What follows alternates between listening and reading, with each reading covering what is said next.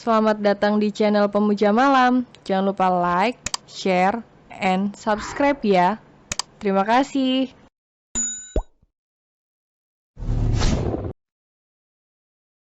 Chapter 31, sudah serasa nonton drama romantis.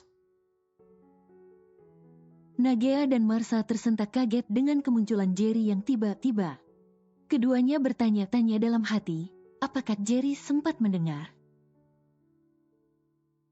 Kenapa, kok syok gitu mukanya? Bertanya dengan ekspresi bingung. Lega, itulah yang keduanya rasakan karena Kak Jerry tidak mendengar pembahasan barusan. Jerry mendekati Nagea yang tentu saja refleks berjalan mundur. Tanpa permisi, lagi-lagi Jerry main nyosor aja ke wajah istrinya. Tidak puas hanya memberi kecupan, Jerry bahkan kini memeluk. Istriku sehat? Bisiknya, setengah serak. Marsha hanya bisa diam menyaksikan tanpa berani berkomentar. Apa ini, Kak Jer benar-benar tidak memandang tempat? Lebih baik aku menghindar daripada baper. Marsha pun berpura-pura tak melihat apapun dan melarikan diri ke ruang tengah. Adikmu sudah pergi, tidak perlu akting lagi. Nagea sedikit mendorong tubuh suaminya itu, lalu pergi menata cemilan yang tadi ia buat ke dalam beberapa toples. Lagi-lagi, dia menolakku. Tak ada yang bisa Jerry lakukan selain pasrah saja. Melanjutkan aksinya hanya akan membuat Nagea bertambah kesal.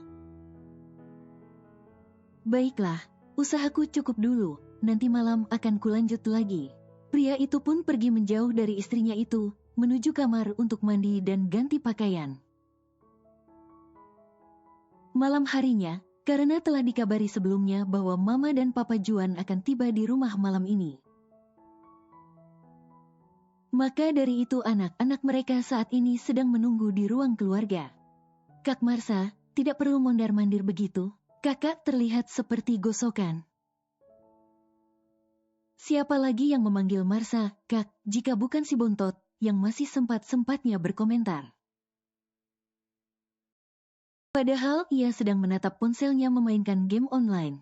Selamat malam. Sapa seseorang, yang adalah Mama.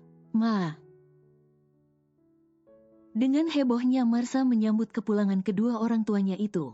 Dengan wajah sumringah ia melangkahkan kaki ke arah keduanya. Mendengar namanya disebut, Mama Fema auto merentangkan tangan menyambut anak gadis satu-satunya itu dengan senyum lebar. Marsha malah memeluk Papa Juan. Lah, semua orang terlihat melongo. Papa, aku merindukan Papa. Iya sayang, Papa juga kangen. Mengusap pelan kepala gadis itu. Ketiga pangeran itu menutup wajahnya setelah menyaksikan tingkah konyol Marsha. Mama yang ia panggil namanya, tapi malah Papa yang didatangi. Kan Mama jadi merentangkan tangan percuma. Ner, kamu tidak mau peluk Mama? Nantilah Ma, aku bukan bocah manja yang suka meluk kayak Kak Marsha. Sahut anak itu sambil terus menatap ponselnya. Abner tiba-tiba menjerit saat merasa ada yang sedang memulas telinganya. Apa sih Bang jewer-jewer? Protesnya pada Ferdo. Kamu tuh harus sopan bicara dengan orang tua. Jangan sambil lihat HP. Iya Bang, sorry. Besok paginya, seperti biasa, Mama dan Nagea menyiapkan sarapan. Iya Ma. Bagaimana hubungan dengan suamimu? Seperti biasa aja Ma, tidak ada yang berubah, toh bagaimana? Nagea, kemarin itu, Mama sama Papa pergi untuk menemui kedua orang tua kamu. Ya, Nagea terlihat bingung. Ya, Mama dan Papa pergi untuk melamar kamu secara resmi sayang. Nagea hanya tersenyum simpul. Ternyata, suamimu juga sudah mendatangi mereka. Dia tidak bilang kalau ingin menemui mertuanya. Apa, jadi, dia berangkat waktu itu untuk mendatangi Mami dengan Papi? Iya, sayang. Fema dapat melihat menantunya yang bahkan masih gadis itu, menarik napasnya berat. Ma, aku mau pulang hari ini, boleh kan, Ma? Dek. Apa maksud kamu, Ge? Pulang, Ma, aku merindukan Mami dengan Papi. Tapi, kamu akan kembalikan sayang? Aku usahakan, Ma. Di kamar Jerry, apa Papa dengan Mama mendatangi mertua aku? Tanya Jerry. Iya nak, bagaimanapun juga, mereka adalah besan yang sesungguhnya. Lalu, apa yang mereka katakan? Seperti yang kamu tahu, mereka berdua merestuimu. Jadi, baik-baiklah pada istrimu, supaya dia tidak marah lagi. Jangan bermain wanita lagi. Papa juga tidak menyetujui anak Papa mencari kepuasan aneh di luar sana. Iya, Pa, aku ngerti. Selepas kepergian Papa, Jerry masuk ke kamar mandi untuk membersihkan diri. Selesai dengan urusannya di kamar mandi, Jerry pun keluar dengan hanya melingkarkan handuk di pinggangnya. Sayang, Kak, kamu ngapain? Bertanya karena istrinya terlihat memasukkan pakaian ke dalam koper. Kenapa sih? Suka panggil sayang? G, aku tanya. Kamu ngapain? Kenapa berkemas? Kini pria itu menahan aktivitas kedua tangan Nagea. Aku mau ke Thailand. Aku kangen orang tuaku. Aku sudah pamit sama Mama. Kalau begitu, perginya sama aku ya. Nagea menggeleng. Aku bisa pergi sendiri, menjawab dengan nada datar. Saat ini, Jerry mengantarkan istrinya itu tiba di bandara. Sayang, jangan lama ya, aku tunggu kamu pulang. Nagea tidak menjawab, bahkan tidak membalas pelukan suaminya. I love you Nasaku. Jerry terpaksa harus melepas kepergian sementara istrinya itu. Wanita itu terus saja menjauh tanpa membalikkan tubuhnya. Di suatu sore hari, menjelang acara perusahaan keluarga Yared, Marsha sudah siap di kamarnya dengan mengenakan dress pemberian Mami Angel.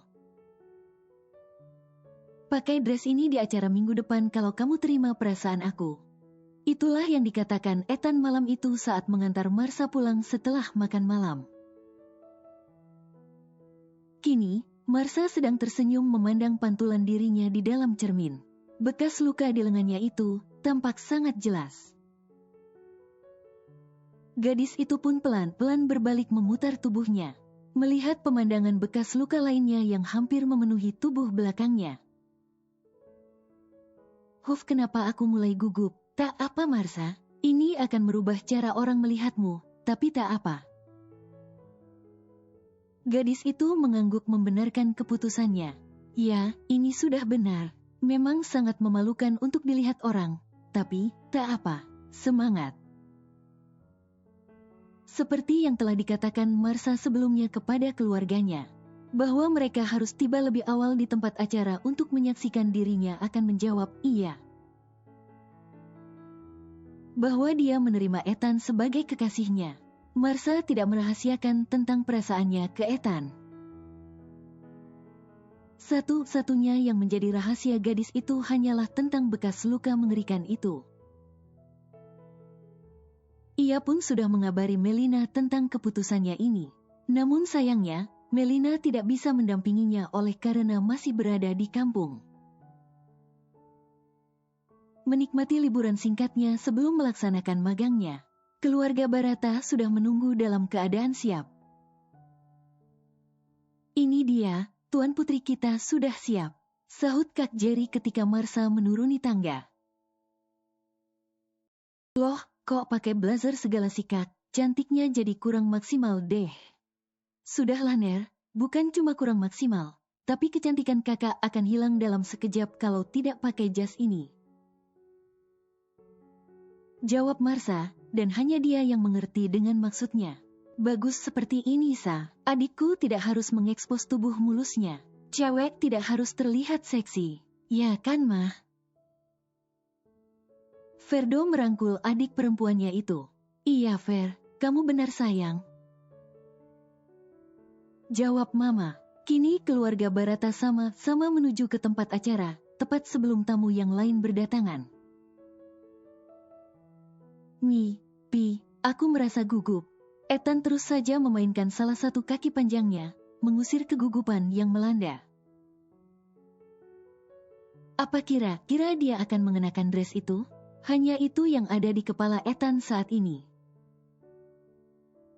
Hei cucu Oma, mana pacarmu tidak datang? Oma sangat penasaran. Yang sabar Oma, dia masih oto. Tapi dia belum jadi pacarku Oma, belum tentu dia menerimaku atau tidak. Bisik Ethan di telinga omanya.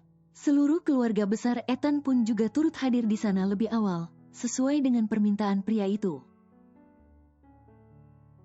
Tapi, hanya ada keluarga dari pihak Mami Angel dikarenakan keluarga Papi berdomisili di luar negeri. Bro, kau terlihat sangat gelisah. Seorang pria tampan datang mendekati Ethan yang terlihat sangat gugup. Kak Arles, ini adalah cinta pertamaku, dan aku belum tahu dia menerimaku, tahu tidak? Pria yang adalah kakak sepupu Ethan bernama Arles itu, memicingkan mata. Cih, kau payah, pastikan dulu dia menerimamu baru minta kami hadir menyaksikannya. Belum apa kau sudah mengumpulkan kami semua? Aku sempat berpikir malam ini kau akan melamarnya atau bahkan bertunangan, tapi apa ini? Status belum jelas. Diamlah Kak, kembalilah ke keponakanku dan Kak Kalis. Itu dia calon istriku datang. Ethan terlihat membenarkan posisi duduknya, dan tak henti menatap langkah kaki Marsa yang datang bersama dengan anggota keluarganya. Ternyata seleramu tidak buruk, sahut Arles. Fix, dia akan terima aku Kak. Mami Angel dan Papi terlihat saling melempar senyum ketika melihat Marsa datang dengan anggunnya mengenakan dress pemberian Mami itu. Yang artinya, gadis itu akan menerima cinta putra mereka. Sayang, selamat ya. Bisik Mami di telinga putranya. Seluruh keluarga besar Mami Angel menyambut baik kedatangan keluarga Barata. Kenapa ada banyak sekali mereka? Marsa berubah menjadi kembali gugup. Sebelumnya, ia berpikir bahwa hanya akan ada Ethan dan kedua orang tuanya. Siapa sangka keluarga Mami Angel juga akan ada di sini secepat ini. Terima kasih banyak telah menyambut kami dengan sangat baik. Suatu kehormatan bisa bertemu seperti ini dengan keluarga besar Anda, Tuan Yaret. Sapa Papa Juan dengan penuh wibawa, terkesan sangat sopan. Ethan kembali membisiki Arles yang masih berada di sampingnya. Kak, kalau jadi aku, apa yang harus kau lakukan? Kau ini, kenapa masih gugup? Datangi dia sekarang juga. Sayang, kamu sangat cantik. Mami senang kamu mau pakai dress ini. Apa artinya, kamu terima cintanya anak Mami? Tanpa basa-basi lagi, Mami Angel sudah lebih dulu menghampiri Marsa yang duduk diapit oleh kedua kakaknya. Marsa pun berdiri dari tempat duduknya. Ethan datang menghampiri Marsa dengan senyuman teramat bahagia miliknya. Kini semua mata hanya tertuju pada mereka. Sudah serasa nonton drama romantis, deg-degan. Sa, jadi kamu jawab iya? Tanya Ethan, pelan. Marsa pun mengangguk, apalagi coba. Lihat kan, gadis ini menerima cinta anakku. Mami Angel menghampiri keluarganya seolah sedang mengumumkannya.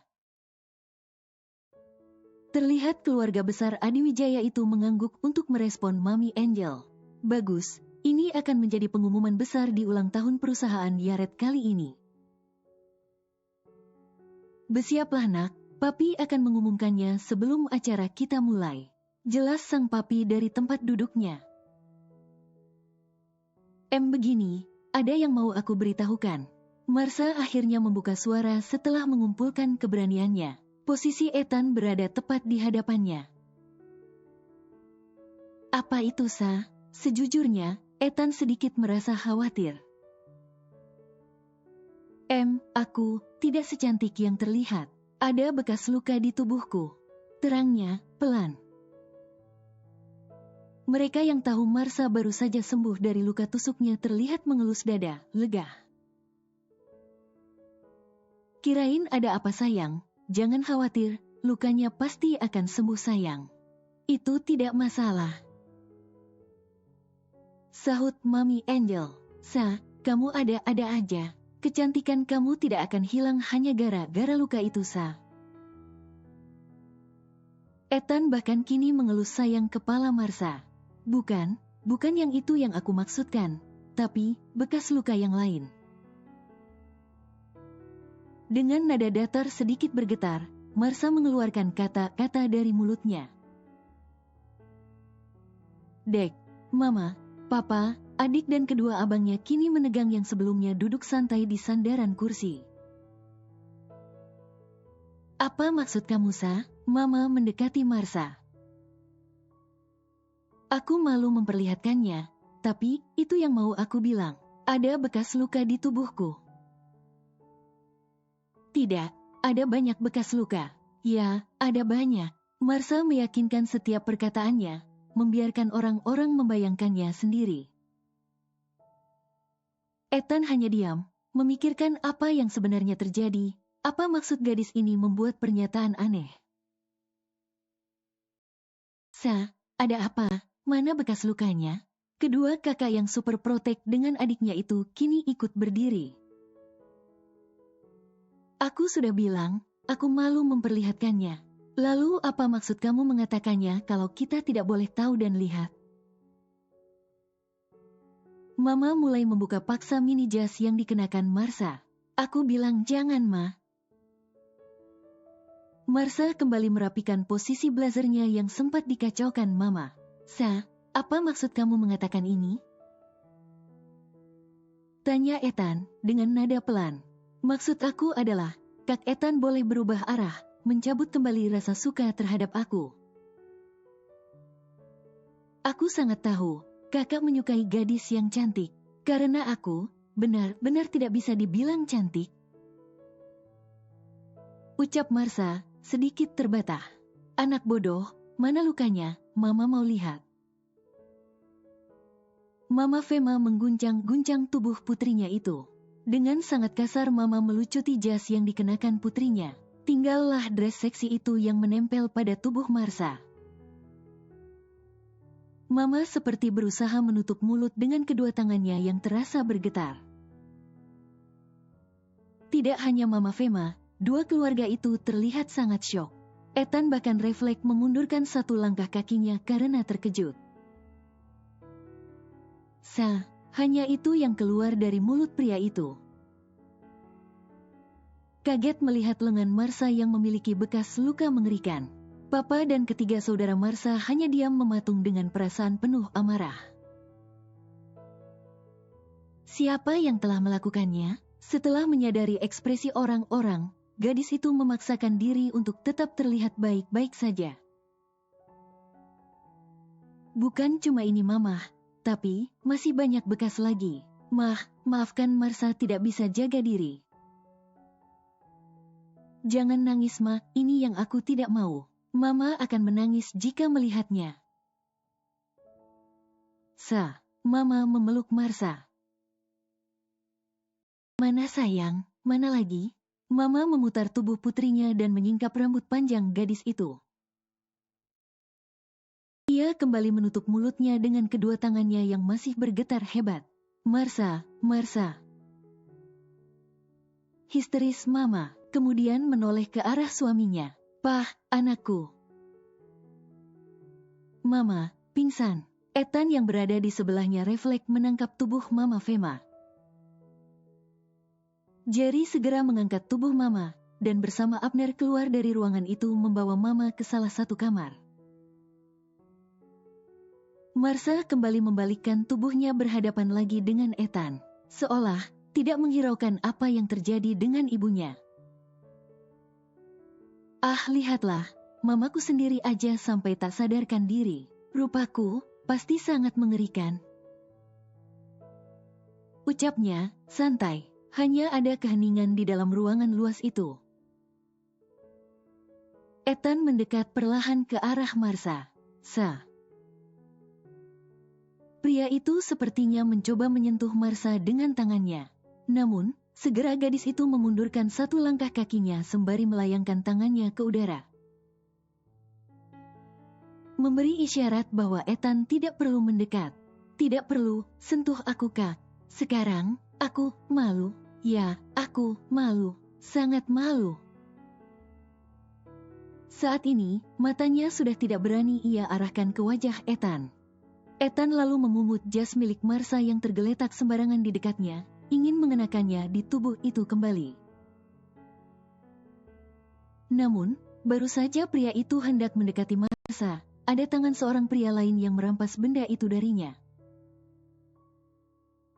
Lalu pria itu mendekati Marsha, meninggalkan Ethan yang hanya bisa mematung di tempatnya. Adikku tidak perlu sedih, tak perlu merasa malu.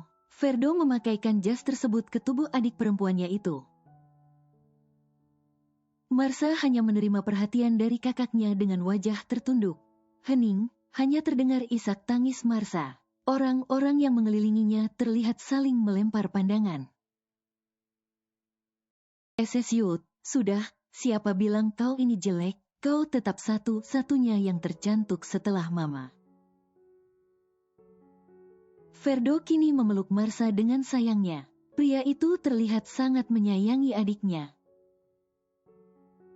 Ini karena kakak tidak menjagamu dengan baik. Maafkan kakak yang tidak berguna ini. Ma, tenang saja. Aku akan memberi hukuman kepada orang itu. Jerry duduk di samping mama yang belum juga bangun. Dengan setianya ia menggenggam jemari mama. Kalau si bontot itu, paniknya hanya sekejap lalu. Sekarang saja dia sedang asik mabar Fuf di samping mama yang tertidur. Ner, jagain mama sebentar. Aku akan mengurus sesuatu. Anak itu hanya menjawab sekenanya. Jerry pun keluar hendak menghubungi seseorang. Papa, kok papa sendirian? Di mana adikku? Papa tadi habis menghubungi orang yang terhubung langsung dengan Leo di penjara. Papa pastikan si Leo tidak tahu jika kita akan menangkap pamannya itu. Kalau kedua adikmu masih bikin drama melow di tempat acara itu. Pa, biar aku sama Ferdo yang mendatangi pria itu. Aku ingin menghajarnya habis-habisan terlebih dahulu, setelah itu serahkan dia ke polisi atas kejahatannya. Baiklah boy, papa percayakan pada kalian berdua. Tapi, jangan sampai dia melarikan diri. Iya pa, lalu, bagaimana dengan adikku? Adakah rencana untuk memulihkan dia? Tentu saja, papa tidak akan membiarkan putri papa terlihat seperti itu selamanya. Papa akan hubungi teman papa yang ahli dalam bidang operasi plastik di Thailand. Semoga Marsha tidak akan menolak, Pa. Jerry lalu pergi dari sana, sedangkan Papa Juan menghampiri istrinya. Setelah lama dalam posisi memeluk adiknya, Ferdo mengurai pelukannya. Sayang, ayo kita istirahat sejenak, sebentar lagi, para tamu akan datang. Marsha pun menganggukkan kepala. Tunggu. Tahu-tahu, Ethan sudah menahan tangan Marsha yang hendak dibawa pergi oleh kakaknya itu. Ferdo menaikkan satu alisnya, seperti sedang mengisyaratkan kata tanya, kenapa? Ia melirik adiknya itu, kemudian menatap singkat tangan Ethan yang sedang menahan adiknya. Ferdo pun melepaskan rangkulannya. Ya, putuskan sekarang bro. Kau masih menginginkan adikku atau tidak? Terserah padamu. Aku tidak keberatan. Ferdo pergi dari sana setelah menepuk bahu Ethan. Benar kata abangmu, kamu itu tidak jelek Marsa. Kamu selalu cantik, di mata dan di hatiku. Bisik Ethan, setelah menarik Marsa ke dalam pelukannya. Saat ini, keduanya berada di salah satu ruangan. Benarkah ini? Apa ini artinya dia terima kondisi aku? Kak, tapi aku benar-benar tidak pantas untuk kakak. Hei, siapa bilang kamu tidak pantas sayang? Mami dan Papi menghampiri Ethan dan Marsa.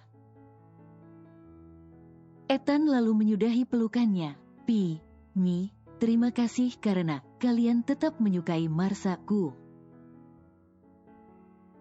Ucapnya, tulus. Papi dan Mami hanya memberi senyuman hangat. Kami berdua selalu mendukung pilihanmu, Bo, sahut sang ayah. Sayang, Mami akan segera membawamu untuk melakukan oplas sayang. Mau ya?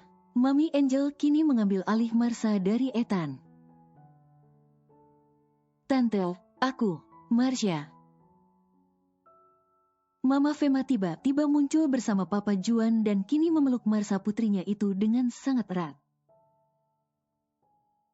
Anakku, anak Mama, sayang, maaf Mama tidak jaga kamu dengan benar sayang. Mama kembali menangis sesegukan. Fema merasa bahwa dirinya lah yang telah gagal menjaga putri satu-satunya ini. Ma, jangan sedih lagi. Marsa tak apa, Ma. Menusap pelan punggung belakang Mama. Sayang, apa masih sakit? Di mana lagi yang sakit, Nak? Sudah tidak sakit, Mama. Sudah sembuh. Hanya ada bekasnya, Mama. Ah, anak cantikku yang malang. Ma, sudahlah, jangan sedih lagi. Papa Juan mendekat dan memeluk Fema dengan Marsa bersamaan. Papa minta maaf ya sayang. Papa yang selalu kamu banggakan ini ternyata tidak bisa menjagamu. Papa yang salah sayang. Kembali terdengar isak tangis Marsa. Dirinya merasa tersentuh mendengar perkataan ayahnya. Seorang ayah tiri yang merasa bersalah karena tidak menjaga putrinya dengan baik.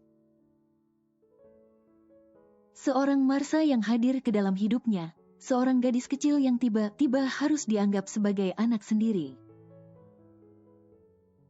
Ternyata, semuanya di sini, ketiga pangeran keluarga Barata itu pun muncul bersamaan, dan melakukan hal yang sama. Memeluk Papa, Mama dan Marsa bersamaan. Jadilah bentuk lingkaran hangat dari keluarga itu, terlihat sangat manis. Mami, Papi dan Ethan hanya jadi penonton yang terlihat kikuk. Keluarga ini memang sangat manis. Mereka suka berpelukan dalam suka duka dan selalu saling support. Saat ini, karena Marsa sedang dilanda kesedihan, maka mereka memeluknya bersamaan, agar gadis itu tidak merasa sendirian. Aku akan menemani Papi menghampiri para tamu dulu ya. Pamit Ethan pada Marsa yang kini sudah tidak menangis lagi. Gadis itu duduk dan diapit oleh Mama dan Mami Angel. Korea, Thailand aja. Korea aja Fem, lebih keren. Thailand aja Mbak, di sana ada besan saya. Jangan, Korea aja, kita juga akan jadi besan. Saya yang akan menemani kalian berdua. Stop, Ma, Tante, kenapa kalian berdua jadi berdebat? Bersambung.